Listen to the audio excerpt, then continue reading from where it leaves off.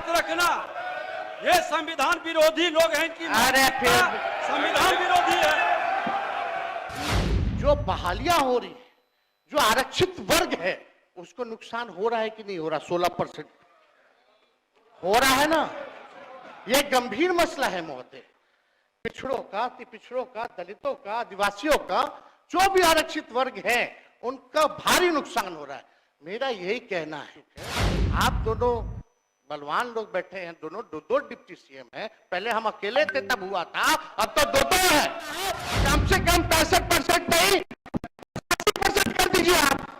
10% और बढ़ा करके बिल लाइए, हम लोग सब लोग मिलकर के पास करने का काम करेंगे। यही मांग। नमस्कार, लाइव सिटीज में आपका स्वागत है। मैं हूं आपके साथ प्रीति झा। बिहार विधानसभा के शीतकालीन सत्र में आज सदन में काफी हंगामा हुआ और हंगामा किस बात को लेकर, तो नेता प्रतिपक्ष तेजस्वी यादव जो है आरक्षण को लेकर अपनी बड़ी मांग रखते हुए नजर आए, तो वहीं दूसरी तरफ सम्राट चौधरी और नेता प्रतिपक्ष तेजस्वी यादव में जोरदार बहस हुई है। देखिए, इसमें बिहार के डिप्टी सीएम विजय सिन्हा जो है वो भी कूद पड़े और किस तरीके से नेता प्रतिपक्ष तेजस्वी यादव ये कहते हुए नजर आए हैं कि अब तो आप दो बलवान लोग बैठे हैं, दोनों ही डिप्टी सीएम हैं। हम तो पहले अकेले डिप्टी सीएम थे और हमने काम करवाया था, और अब यह भी कहते हुए नजर आए हैं कि आरक्षण के मामले में आप बातों को समझिए। और किस तरीके से आज सदन में काफी बवाल हुआ है, हंगामा हुआ है नेता प्रतिपक्ष तेजस्वी यादव के बीच में, और वहीं बिहार के जो डिप्टी सीएम है सम्राट चौधरी विजय सिन्हा, उनके बीच में क्या कुछ कह रहे हैं नेता प्रतिपक्ष तेजस्वी यादव, सुनिए। अध्यक्ष महोदय, केवल ज्यादा नहीं, 2-3 मिनट ही हम लेंगे, ज्यादा समय व्यर्थ नहीं करेंगे। और भी कार्यक्रम हैं सदन में, और भी बिजनेस है। माननीय विजय चौधरी जी यहाँ बैठे हुए हैं। आप सब लोगों को पता है कि हमारी सरकार जब साथ में थे, इससे पहली वाली सरकार 17 महीने, तो हम लोगों ने जातीय आधारित गणना कराई थी। और जातीय आधारित गणना इसलिए कराई थी क्योंकि राज्य सरकार जो है सेंसस नहीं करा सकती, इसलिए हम लोगों ने सर्वे कराया था। और उस सर्वे के आधार पर हम लोगों ने आरक्षण की सीमा महोदय 65% करने का काम किया था, जिसमें कि पिछड़े, अति पिछड़े, दलित, आदिवासी समाजों का आरक्षण हम लोगों ने बढ़ाया और ईडब्ल्यूएस 10% एज इट इज रखा। आज संविधान दिवस है महोदय, और संविधान दिवस के दिन पर कम से कम ये चर्चा, कम से कम सरकार से अपेक्षा ये की जाएगी कि इसका कम से कम जवाब देने का काम करे। और इस दिशा में आरक्षण जो हमारी सरकार जो महागठबंधन की थी पूर्व में, जो 65% हम लोगों ने बढ़ाया था, इसके लिए क्या कदम उठा रही है फिर से लाने के लिए? अध्यक्ष महोदय, आप जान रहे हैं कि हाई कोर्ट 9/11/23 में ये पारित हुआ था, मेरे जन्मदिन के अवसर पर, याद होगा। और ये 20/6/24 को जो है मना कर दिया गया हाईकोर्ट द्वारा, और ये दिया गया कि इसका जो है प्रॉपर स्टडी जो है नहीं हो पाया है, इसको देखते हुए इसको निरस्त कर दिया गया। हमारा ये सवाल है महोदय कि जो संदेह नीतीश जी को था, माननीय मुख्यमंत्री जी को था, आपको था, हमको था कि भाजपा के लोग जो है किसी प्रकार से कोर्ट जाकर के इसको निरस्त कराएंगे, इसलिए माननीय मुख्यमंत्री जी ने एक मिनट मेरी बात तो सुन लो। अरे अब जो बात है, एक चीज जानकारी देना चाहिए अध्यक्ष महोदय, बात है पहले हम बोलेंगे, फिर बोलिएगा। अब तो आप बोलिएगा, मेरा बात खत्म हो जाने तो फिर आप बोलना। आपकी सरकार नहीं थी, पहला जानकारी दो। अरे नीतीश कुमार की सरकार थी, आप कौन थे? महागठबंधन की सरकार, वो जानकारी जैसे आप है ना, जैसे आप सरकार है, भाजपा की सरकार नहीं है क्या? देख के बोलिए, भाजपा की सरकार नहीं है क्या? बात बोलिए। बात बोलिएगा ना, बोलने दीजिए ना। महोदय, बिना आधार और प्रमाणिकता के किसी भी पार्टी के बारे में इस तरह का बयान देना जिम्मेदारी के पद पर बैठे संविधान के जिम्मे शोभा नहीं देता है। ये गैर संवैधानिक काम करते हैं, बिना प्रमाण के बात रखना, ये संविधान विरोधी लोग हैं इनकी संविधान विरोधी है। अध्यक्ष संविधान विरोधी लोग संवैधानिक संस्था का अपमान हम कर रहे बोलेंगे, हैं। फिर बोलिएगा। महोदय, समय देश के लिए हम आभारी हैं और हम लोग भी सहयोग कर रहे हैं। लेकिन माननीय मुख्यमंत्री जी जब हम लोगों ने पारित किया 9/11/2023 में, तो एक तय हुआ हमारे मंत्रिमंडल द्वारा कैबिनेट में माननीय मुख्यमंत्री जी के आदेश पे कि डर है कि कहीं ये कानून हम लोग ने आरक्षण का लाया ये खत्म ना हो जाए, इसके लिए आप सब लोग मिलकर के प्रेस कॉन्फ्रेंस कर लीजिए।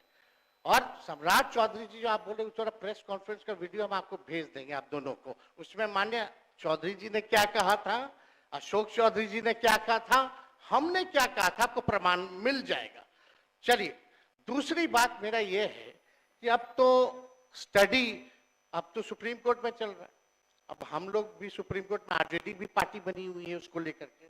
अब मेरा सवाल ये है कि जो बहालियां हो रही है, जो आरक्षित वर्ग है उसको नुकसान हो रहा है कि नहीं हो रहा? 16% हो रहा है ना। यह गंभीर मसला है महोदय। पिछड़ों का, अति पिछड़ों का, दलितों का, आदिवासियों का, जो भी आरक्षित वर्ग है उनका भारी नुकसान हो रहा है। मेरा यही कहना है अगर सरकार, और देश में ये पहली ऐसी सरकार थी 17 महीनों की जहां जाति आधारित गणना भी हुई और 65% आरक्षण की भी सीमा की गई। पहली बार इतना बड़ा निर्णय हम लोगों ने लिया, उस निर्णय को लागू कराने में क्यों फेल रहे?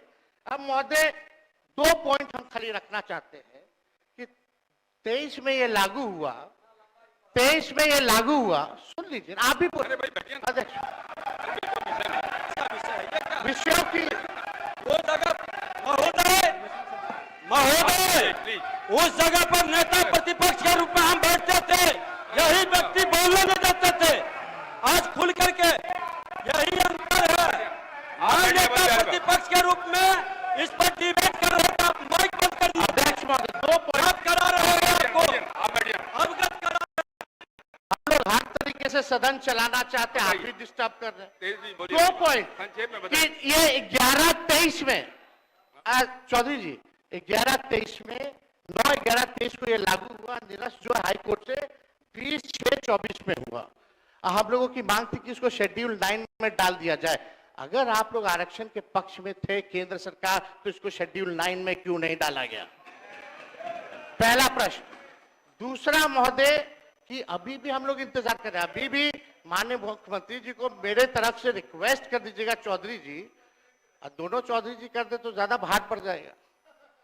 तो अगर कर देंगे तो कम से कम ये कह दीजिए अभी स्टडी नहीं हुआ है, यही ना कोर्ट कहा, तो स्टडी तो ईडब्ल्यूएस का भी नहीं हुआ था जो 10% मिला, उसका कौन सा आधार था?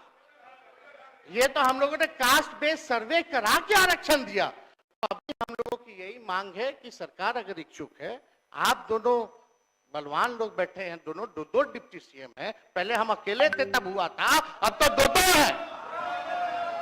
तो महोदय यही हमारा मांग है, खाली मांग सुन लिया जाए कि स्टडी के लिए एक असेंबली की कमेटी बना दीजिए, एक असेंबली की कमेटी बना दीजिए जो स्टडी कर ले।